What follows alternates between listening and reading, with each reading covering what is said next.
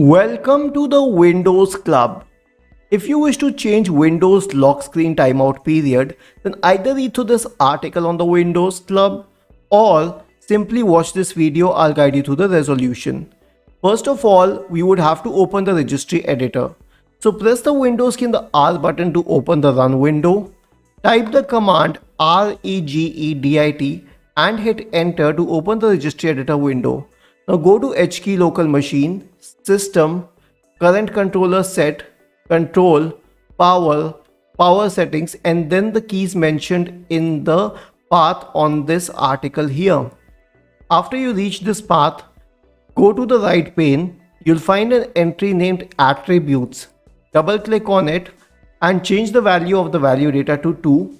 Hit enter. I'll tell you what it does. Now press the Windows key and R button once again to open the Run window and type the command powercfg.cpl. Hit enter. This will open the power options window. Go to your current power plan, click on change plan settings. Now click on change advanced power settings and scroll down to display expanded. You'll find an option which says console lock display off timeout. This option did not exist earlier, but after you changed the settings in the Registry Editor, you invoked this setting. Now change it from 1 minute to anything you wish to change it to, but the fact that it exists means that there is a timeout period now. Once you change it to, let's say, 2, click on apply and then on OK, and the settings have been saved. Isn't this easy and interesting?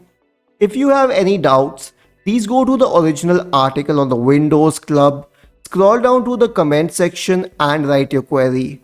We will surely answer to it. Do not forget to subscribe to the channel. Thank you for watching this video and have a nice day.